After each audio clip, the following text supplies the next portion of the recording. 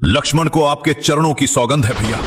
अगर मैंने क्षत्रिय कुल में जन्म लिया है और अगर मैं सच्चा रघुवंशी हूं तो आज भरत और शत्रुघ्न मेरे हाथ अवश्य मारे जाएंगे। जब भरत अपने ननिहाल से लौटे और उन्हें पता चला कि उनकी माता कैकेयी ने श्री राम को 14 वर्षों का वनवास दिलवाकर उनके लिए सिंहासन मांगा है, तब भरत के पैरों तले धरती खिसक गई।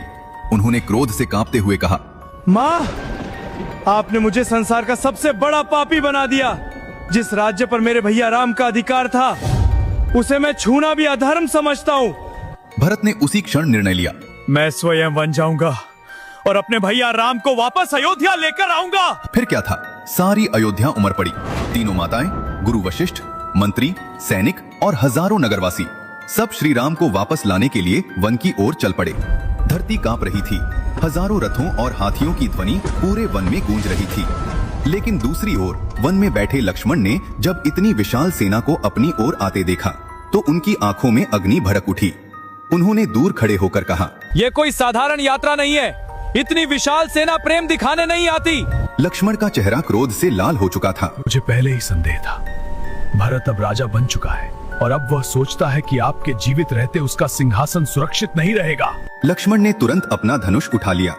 उनकी आंखों में ऐसा प्रचंड तेज था कि पूरा वन कांप उठा।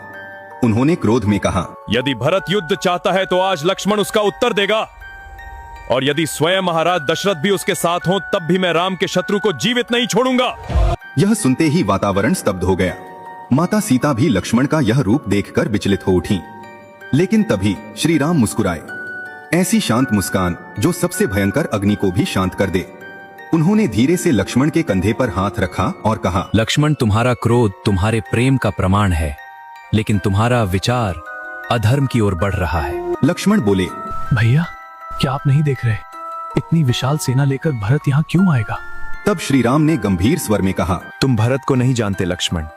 इस संसार में यदि कोई मेरे प्राणों से भी अधिक पवित्र है तो वह भरत है। राम की आंखें भर आईं। उन्होंने कहा, भरत वह है जो मेरे बिना अयोध्या के सिंहासन को अग्नि समान समझता है। वह राज्य लेने नहीं, मुझे लौटाने आया है। सच्चा प्रेम अधिकार नहीं चाहता, त्याग चाहता है, और भरत त्याग की जीवित मूर्ति है। उधर जैसे ही भरत श्री राम के पास पहुंचे, उन्होंने दूर से ही राम के चरणों में स्वयं को गिरा दिया।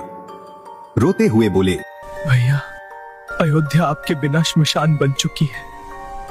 कृपा करके लौट चलिए। और यह दृश्य देखकर लक्ष्मण की आंखों से भी आंसू बहने लगे। उन्हें समझ आ चुका था कि संसार में श्री राम जैसा भाई दुर्लभ है, लेकिन भरत जैसा भाई स्वयं देवताओं के लिए भी एक आदर्श है। जय श्री राम।